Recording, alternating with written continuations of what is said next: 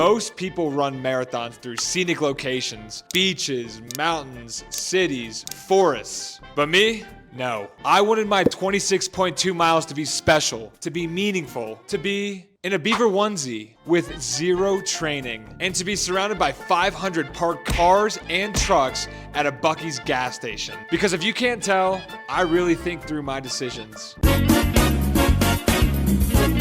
Hello everybody, behind me is Buc-ee's. I'm wearing a Buc-ee's onesie, and I've chosen to run a full marathon around this ginormous gas station. How many laps will it take? Who knows? What am I gonna be eating and fueling up with? Who freaking knows? How long will this take me? Who knows? But I'm ready. Let's get started. And of course, this wasn't just gonna be a mindless endurance test. No, no, no. This challenge had some rules. Rule 1, I had to run this entire marathon in this glorious Buc-ee's onesie. Rule 2, I could only refuel with Buc-ee's foods and drinks. And rule 3 was just finishing. No matter how long it took, whether I crushed it with a PR or ended up permanently living in that damn parking lot, I was seeing this challenge through to the end.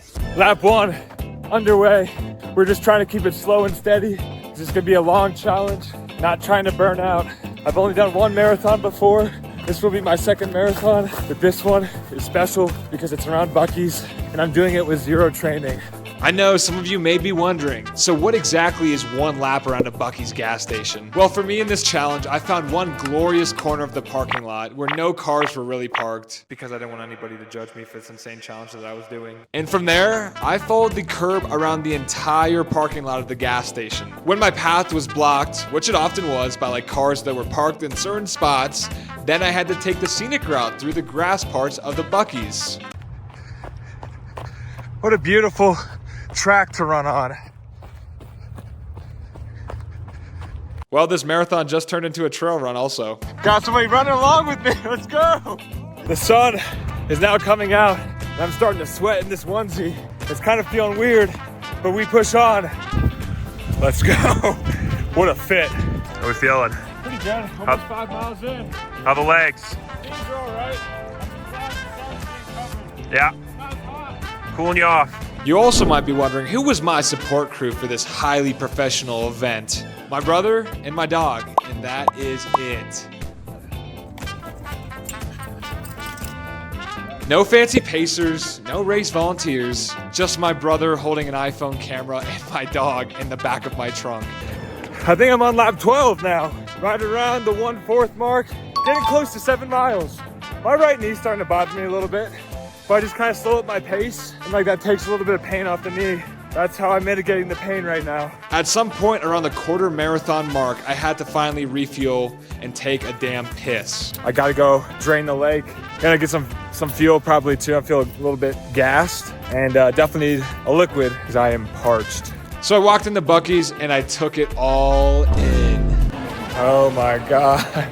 Because I absolutely love the chaos that goes on in that place and seeing all the people scurrying around like ants, getting food, taking pictures, and just soaking in the experience of Buc-ee's. And then I went to the bathroom in my beaver onesie, and I'm sure I looked so completely normal while standing in the urinal taking a pee and my beaver tail flapping behind me. Yeah, totally not weird at all. After draining the lake, I grabbed some Prime Hydration, a chocolate chip cookie, and an apple pie from the dessert section of Buc-ee's. Oh my God. Can I do it? Just a chocolate chip cookie, please? Because obviously when you're running a marathon, you need Prime Hydration, you need apple pies, and you need chocolate chip cookies to refuel and keep on going. 1/4 of the way down, had to get some supplies for a refuel. Apple pie, cookies, and Prime Hydration. Yeah, that was a joke. For all the shit Logan Paul gets, these drinks are amazing. One Buc-ee's chocolate chip cookie. Nice and crispy. Just what the doctor ordered. Lap 13 right now, meaning that we're looking at almost 50 laps to do a full marathon around here. Just one step at a time. Luna, oh there you are, hi. Gotta bring my companion for every single one of these videos in one way or another. She's always with me. The other item of the first refuel is their apple pie, which I absolutely love. So flaky, so damn good. I'm gonna finish this and then we'll get right back to running. The wind has picked up and now it's whipping in my face. I just had to throw on some chapstick. The apple pie and the chocolate chip cookie are busting my gut. I feel like I've got a giant cramp. Just slow and steady. I'm the tortoise right now. Just gotta keep on going. We're getting to the halfway point. At one point in this challenge, a father and son asked me to stop so they could take a picture of me. I guess that's how much of a spectacle this was. And so I said yes. But then naturally, I asked if I could take a picture of them right back. Except I accidentally took a video instead of a picture. So now I just have a 5-second clip of them both standing there very confused. Yeah! We are on lap 20. The wind has kicked up as per usual in Colorado. My knees kind of hurt. They definitely hurt. They really hurt. And I'm getting a big cramp. Once again, just one foot in front of the other. Ain't that the motto of life? Oh, by mile 15, my legs were screaming. All right, I'm feeling. So I took another much needed break, but there really was not that much time to sit around. Need to rest my legs. But I can't, I gotta keep going. Just gotta get a brisket Sammy real quick. Well, actually, I guess there was a lot of time, but I didn't want to sit around and let the lactic acid build up in my legs. And more importantly, I still had to do another refuel. So I did what any peak athlete would do in this situation, and I grabbed a brisket sandwich and a salted caramel Rice Krispie treat.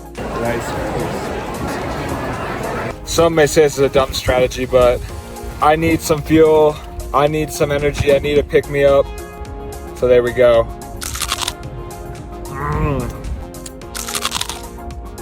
Mile 18, lap I think 30. I have no idea at this point.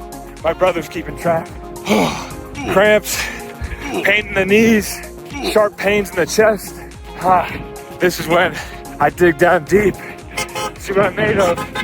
Got some honking going on right now. Had a lot of supporters all day so far. It's been great. At this point in the run, an unexpected side quest started to develop. On one of my many laps around Buc-ee's, I ran past a father and a son desperately chasing their Pomeranian dog in the grassy area of the gas station. And I'll tell you what, for such a small dog, that thing had wheels. I mean, it was absolutely dusting the owners. They could not catch that thing for the life of them. And there'll be more in this side quest to come. Back to the main story. We got a final push of about 9.7 miles. If all things go well, we do it all in one push. The wind makes for a great hair day. Woo!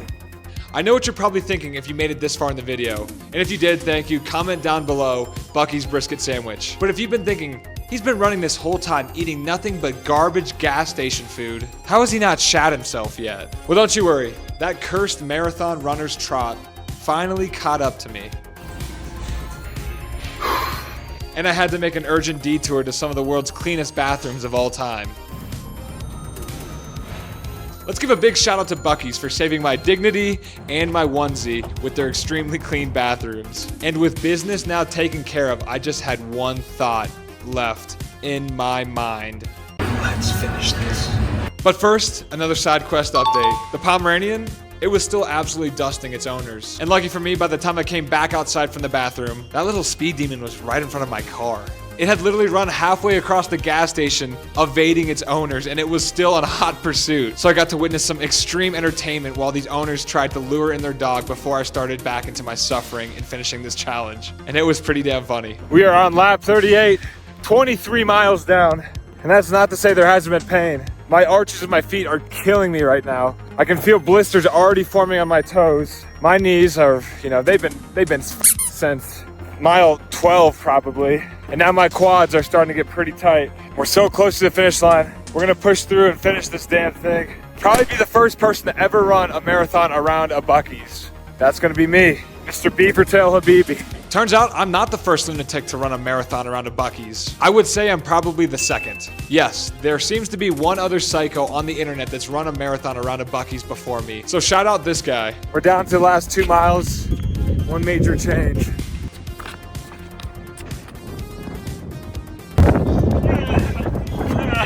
Oh, the Crocs.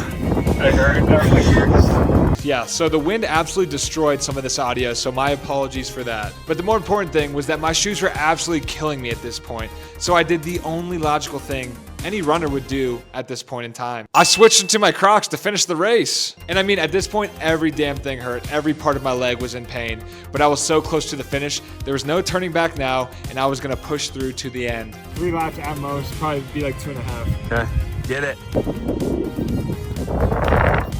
But first, another side quest update. This S-tier Pomeranian had been evading its owners for probably well over an hour at this point.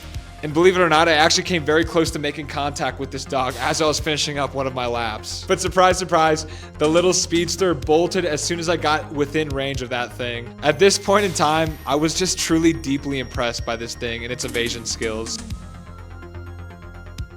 Back to the marathon. 1 lap and some change. That's it. That's it. We came all this way. Disbelief. Who's gonna carry the boat? I am! That's 0.2 miles. Oh my gosh. I'm dead. Handicapped at this point, like I barely can run. Oh, I'm so dead. But we're almost there, we're so close. 0.1 miles left. Saga ends. There it is. The man of the hour. A little bit of a wedgie there. Countless hours. 43 laps. And here he comes.